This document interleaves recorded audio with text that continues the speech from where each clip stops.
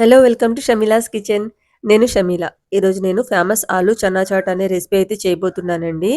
ఈ రెసిపీ చాలా టేస్టీగా ఉంటుంది. చూడ్డానికే చూసారా ఎంత యమ్మీగా కనిపిస్తుందో. అండ్ దీని ప్రాసెస్ కూడా చాలా ఈజీ అండి. అండ్ ఈవినింగ్ టైమ్ స్నాక్స్‌గా పిల్లలకిస్తే చాలా హెల్తీ రెసిపీ కూడా ఇది.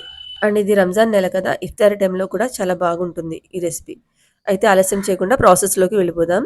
అయితే దీనికోసం ముందుగా నేను ఒక పావు కిలో శనగల్ని ఇలా నానబెట్టుకొని మొలకలొచ్చేలాగా క్లాత్‌లో కట్టి పెట్టాను.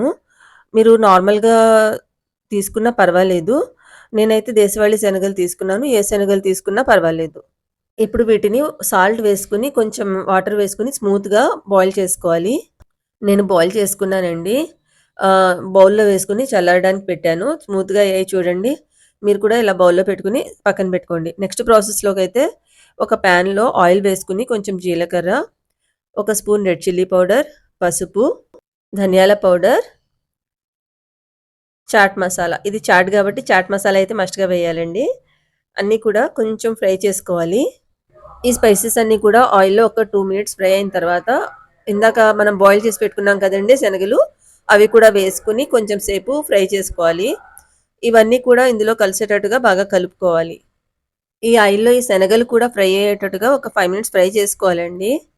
ఇందులో ఉన్నవన్నీ హెల్తీ ఇంగ్రీడియెంట్సే గాబట్టి, మనం పిల్లలకి కూడా ఈజీగా ఇవ్వొచ్చండి. స్పైసెస్ కూడా తక్కువే ఉన్నాయి ఇందులో. చాలా టేస్టీగా ఉంది. ట్రై చేయండి ఒకసారి. ఇవి 5 మినిట్స్ ఫ్రై అయిన తర్వాత ఒక బౌల్‌లోకి తీసుకొని కొంచెం చల్లారిన తర్వాత, అందులో ఒక కప్పు దాకా ఆనియన్స్ వేసుకున్నాను. అలాగే ఒక కప్పు టమాటాలు, పొటాటోస్ అండి.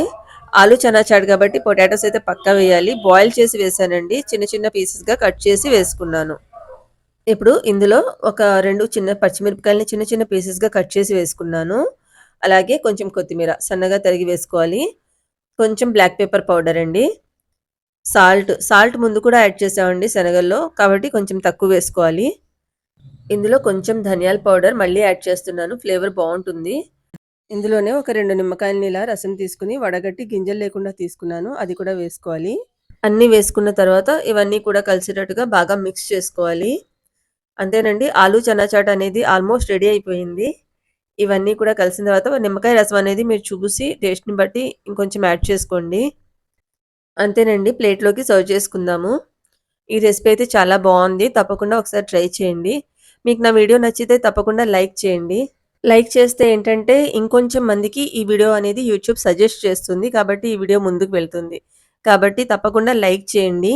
ఇంకా నా ఛానెల్‌ని సబ్స్క్రైబ్ చేసుకోకపోతే ప్లీజ్ సబ్స్క్రైబ్ చేసుకోండి. అండ్ నా వీడియోస్ మీకెలా అనిపిస్తున్నాయో కామెంట్ చేసి తప్పకుండా చెప్పండి. అండ్ మీకేమైనా డిషెస్ కావాలి అనుకున్నా కూడా కామెంట్ చేసి తప్పకుండా చెప్పండి. Thank you for watching my videos.